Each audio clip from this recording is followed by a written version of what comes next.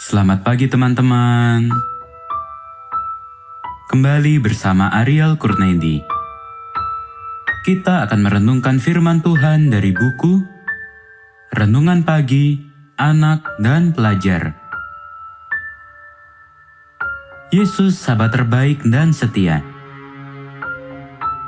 Yang disusun oleh Pastor Dr. Marolop Sagala. Mari kita awali dengan doa. Bapa di sorga, kami akan belajar firman-Mu.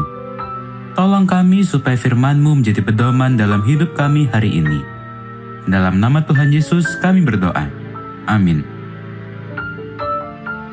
Hari ini, tanggal 13 April, judul renungan kita, Dia memberitakan leluasa dan menyebarkan berita itu. Ayat hafalan, Markus pasal 1 ayat 45. Tetapi orang itu pergi memberitakan peristiwa itu dan menyebarkannya kemana-mana, sehingga Yesus tidak dapat lagi terang-terangan masuk ke dalam kota. Ia tinggal di luar, di tempat-tempat yang sepi.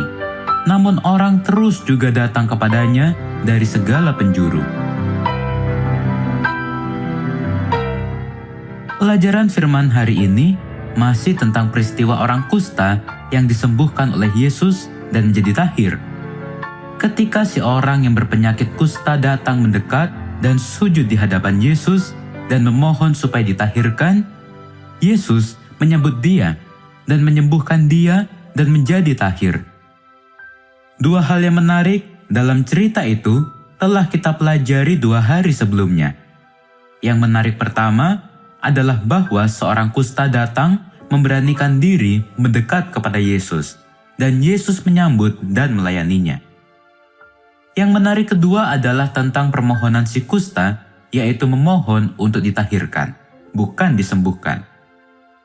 Memang, seseorang yang sembuh dari penyakit kusta belum tentu dia tahir, tetapi orang yang ditahirkan sudah pasti disembuhkan.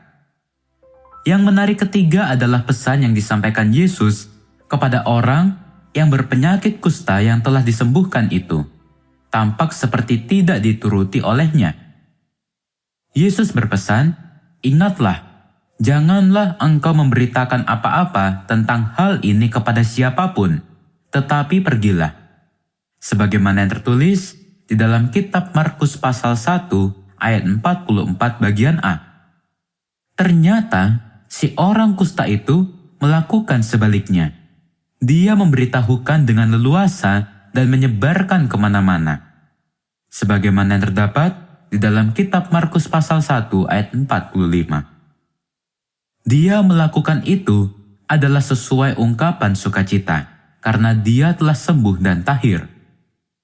Sukacita seseorang atas kesembuhan yang didapatkan dari Yesus pasti mendorong dia untuk memberitakan kesembuhan atas kuasa Yesus. Dia melakukan itu bukan menunjukkan ketidakpatuhannya kepada Yesus, tetapi karena dia tidak mengerti bahwa kegagalannya atas pesan Yesus akan menghalangi pekerjaan Yesus. Sebagaimana yang terdapat di dalam SDA Bible Commentary halaman 574. Karena setan tidak senang Yesus terkenal karena mujizat, lalu setan akan menggunakan para pemimpin Yahudi untuk menghalangi pekerjaan Yesus.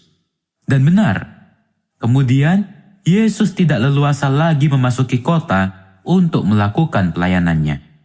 Sebagaimana yang terdapat di dalam kitab Markus pasal 1 ayat 45. Alasan lain adalah supaya si kusta yang sudah sembuh mendapatkan pengakuan lebih dahulu dari imam. Karena kalau imam-imam mengetahui bahwa Yesus yang menyembuhkan, maka imam tidak akan memberikan pengakuan atas kesembuhannya. Itu disebabkan bahwa imam-imam tidak suka atas pelayanan Yesus. Dan kalau si kusta yang sudah sembuh tidak mendapat pengakuan, maka orang banyak akan tetap memperlakukan dia sebagai orang berpenyakit kusta. Itulah Yesus sahabat kita itu. Dia sangat bijaksana dan memberikan kita petunjuk untuk kebaikan kita sekaligus untuk kemajuan pekerjaan Yesus. Mari kita akhiri dengan doa.